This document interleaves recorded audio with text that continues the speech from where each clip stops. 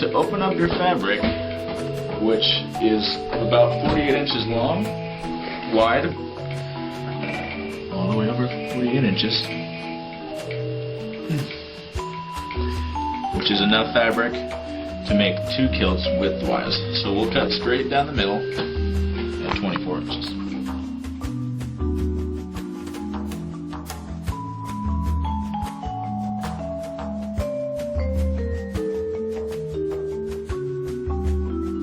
The idea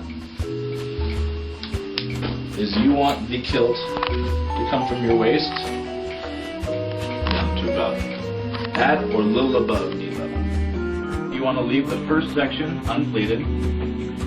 That section will go from the right hip to the left hip across your midsection, and then you'll begin pleats from there on out. And then we'll begin the pleats further down, drawing it towards itself. Now watch that again. We'll grab approximately 6 inches away, and you'll pleat it until there's about 1.5 inches pleat left. One more time, you'll see that it's grab about 6 inches back from that last pleat until you have about 1.5 inches right here. And this will continue for approximately 16 to 20 inches of pleats.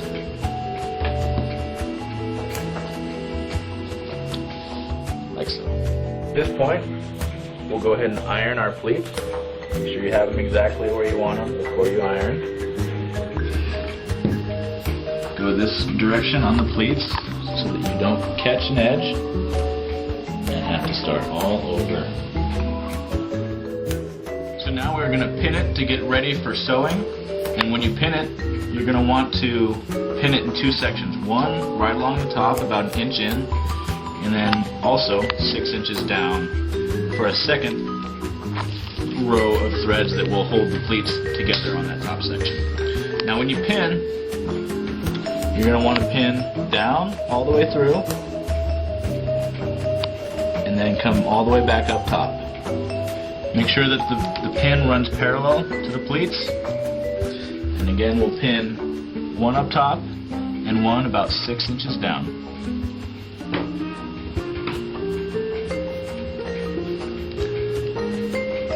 Continue this process for each pleat.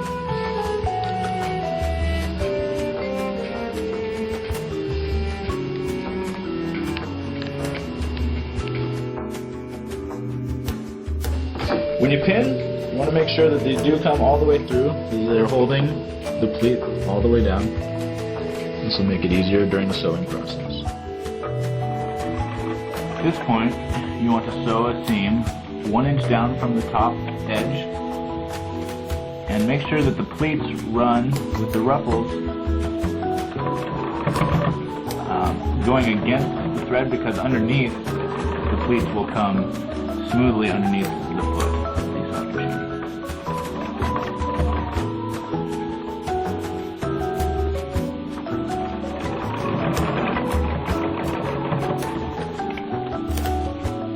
So a few inches pass to include the bottom pleat underneath the top section.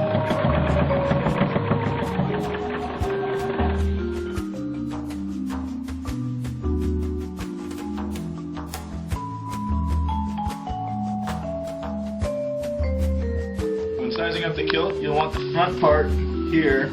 This part will be anywhere from 16 to 20 inches long, and that wants to cover the front, going across the front. And then the pleated section will be, again, approximately 16 to 20 inches going around the back side. So when you put it on, the front side will come along like this. This is not pleated. The back side will be pleated all the way along the back. And then turn around, and this part will come over the front and over the shoulder. When you have everything situated, you want to put the belt over the top and finish by cinching it down, holding the kilt onto you.